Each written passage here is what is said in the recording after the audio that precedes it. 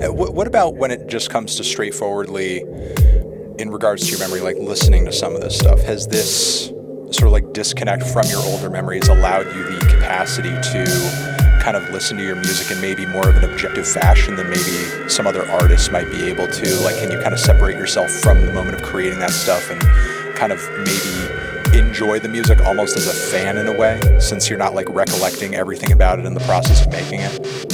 No, because I do get kind of bored with this, you just hit some kind of exhaustion point with your old stuff. So I don't get a lot of joy out of it that way, but I do get a kind of a joy of like, hey, is there something here? Is there some kind of doorway behind this? Is there some kind of trick bookshelf that I didn't see?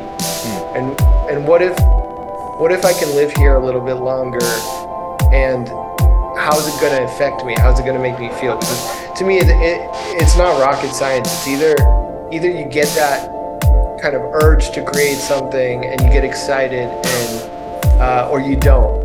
And there's many ways for me to generate that excitement. But on this record, it wasn't really opening to old projects. To be honest, it was really imagining a time when I wasn't actively really recording music, didn't really know how, but I was trying to. So, this is like the college dorm room days where, I basically have this freeware audio editor, Gold Wave. I'm listening to all these really kind of like artsy-fartsy glitch records, you know what I mean? I have no idea how they're made. I don't know how to sequence a synthesizer. I don't know how to do all of these things, but I'm absorbing at a very high clip because of Soulseek, basically. A ton of music and a ton of inspiration. And I've been there. Downloading multiple albums at a time. You'll never get around to fucking all of them, and you're absorbing, and then you're mimicking.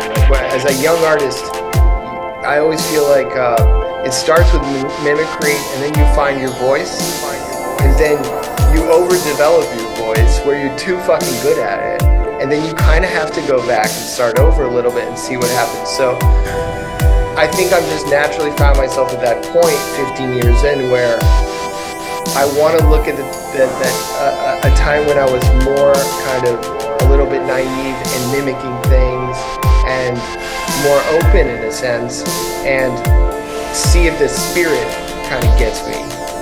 Not necessarily anything particular about how I felt emotionally or what I was going through my life, but just the spirit of kind of of confusion and chaos, and absorbing a lot, and being in love with music, memories of music.